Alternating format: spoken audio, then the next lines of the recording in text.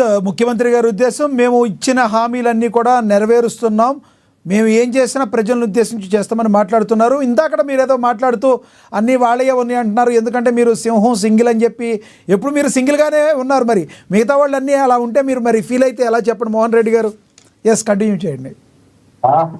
సింహమైనా కూడా తోడేళ్ళు చుట్టూ చుట్టూ కూడా ఇబ్బందే కదా, కాబట్టి దాన్ని కూడా చూసుకొని పోవాలి కదా. ఇప్పుడు వాళ్ళు ఇక్కడ ఇద్దరు వెంకటేశ్వరరావు అన్న వంశీ అన్న ఇద్దరు మాట్లాడలేదు, తర్వాత వాళ్ళిద్దరితో పవన్ కళ్యాణ్ గారితో చంద్రబాబు గారితో మాట్లాడించారు. నేను ఒకటే కదా, ఒక్కడు మాకు ఏదైనా అన్లిస్ట్ గా వచ్చిన పెద్ద మా అంబటి రాంబాబు గారు ఉన్నారు, అంబటి రాంబాబు గారు మాట్లాడారు మీకు తోడు. చెప్పేది అదే అదే పెద్ద ఆయన కూడా మధ్య రకంగా ఆయన కూడా పాపం పూర పూసుకునే టైప్ కాదు. ఆయన మంచిగా మాట్లాడాలనుకుంటాడు, ఆయన డిస్టర్బ్ చేసి అడ్డం మాట్లాడతాడు, లేకపోతే బాగా మాట్లాడతాడు ఆయన కూడా.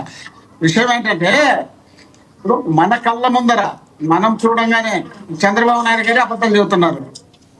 నేను 2000 పెన్షన్ ఇస్తున్నా, నేను 2000 పెన్షన్ ఇచ్చేది 3000 ఇచ్చడానికి సంవత్సరం పట్టింది జగన్మోహన్ రెడ్డికి అంటున్నాడు.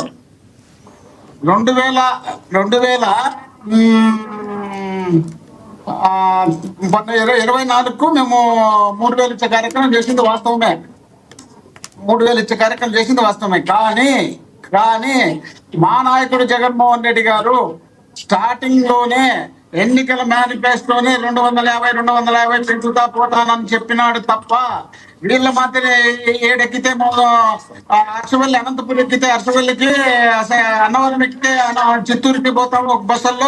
మనంత ఫ్రీగా పోయే వాళ్ళు ఎవరు లేరు, మనకట్టి నీట్ గా నడిపించే వాళ్ళు ఎవరు లేరని అబద్ధాలు చెప్పి ఈ రోజు హనుమాన్ జంక్షన్ నుండి ఏలూరుకి పోతా అంటే అమ్మ కూతురు ఇద్దరు నేను చూసిన ఈటీవీలో, వేరే దాంట్లో కాదు ఈటీవీలో